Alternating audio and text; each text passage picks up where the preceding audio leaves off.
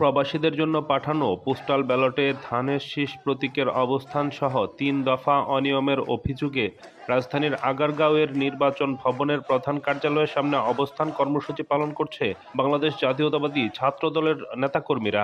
রোববার সকাল ১১টার দিকে ছাত্রদলের কেন্দ্রীয় নেতৃবৃন্দর নেতৃত্বে নেতাকর্মীরা ইসি কার্যালয়ের সামনে জড়ো হয়। দাবি আদায় না হওয়া পর্যন্ত প্রয়োজনে সারা রাত অবস্থান চালিয়ে যাওয়ারও ঘোষণা দেন তারা।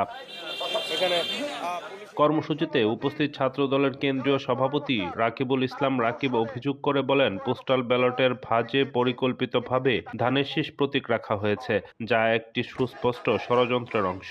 তিনি আরো বলেন, রাজনৈতিক প্রভাব খাটিয়ে শাহজালাল বিজ্ঞান ও প্রযুক্তি বিশ্ববিদ্যালয় ছাত্র সংসদ নির্বাচন সংক্রান্ত নির্বাচন কমিশনের জারি করা বিতর্কিত প্রজ্ঞাপন ও নজিরবিহীন এবং বিশ্ববিদ্যালয়ের গণতান্ত্রিক পরিবেশের জন্য হুমকি স্বরূপ। এ সিদ্ধান্তের যৌক্তিক ব্যাখ্যা নির্বাচন কমিশনকে দিতে হবে বলেও দাবি করেন তিনি।